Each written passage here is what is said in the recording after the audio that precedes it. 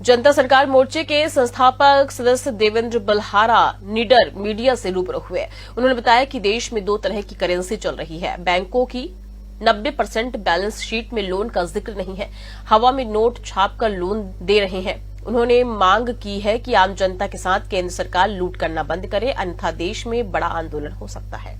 जनता सरकार मोर्चा के संस्थापक देवेंद्र बल्हार निडर ने आरोप लगाया कि केंद्र सरकार और रिजर्व बैंक के नागरिक ठगी का शिकार हो रहे हैं। रिजर्व बैंक के पास भारतीय वैध मुद्रा का लिखित दस्तावेज नहीं है। भारतीय दस्तावेज के अनुसार भारतीय मुद्रा की 1 रुपए की कीमत 777 मिलीग्राम शुद्ध सोना 6300 रुपए के लगभग है।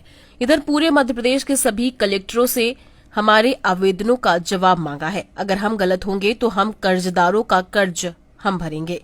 आरबीआई से पूछा, गोल्ड तुम कहां जमा करते हो? उनका कहना है कि इंग्लैंड में सिक्योरिटी के रूप में जमा करते हैं। हमारा देश आज भी गुलाम है और देश में बैंकों में लूट चल रही है। मेरा नाम डॉक्टर देवेंद्र बल्हारा है। मैं जनता सरकार मोर्चा का संस्थापक सदस्य हूं और हम देश के अंदर शिक्षा, स्वास्थ्य, न्याय, राजनीति, खेती और धर्म में से पूंजीवाद को खत्म करने के लिए अपना मिशन शुरू किया है। हमारा मेन उद्देश्य जल, जंगल, जमीन, जानवर पर लोकल लोगों का अधिकार दिलवाना है।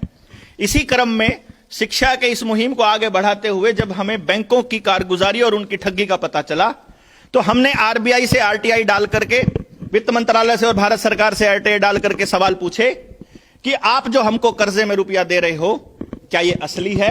क्या ये भारत का रुपया है? क्या ये डिजिट है? इनकी परचेजिंग पावर और भारत के रुपए की परचेजिंग पावर बराबर है?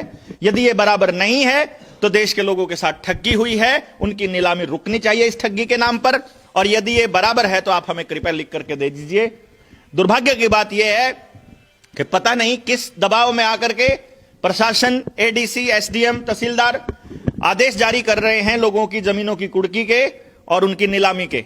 हम आपके जरिए यह संदेश देना चाहते हैं कि जनता सरकार मोर्चा पूरे देश भर में लाखों लोग इकट्ठे हो रहे हैं।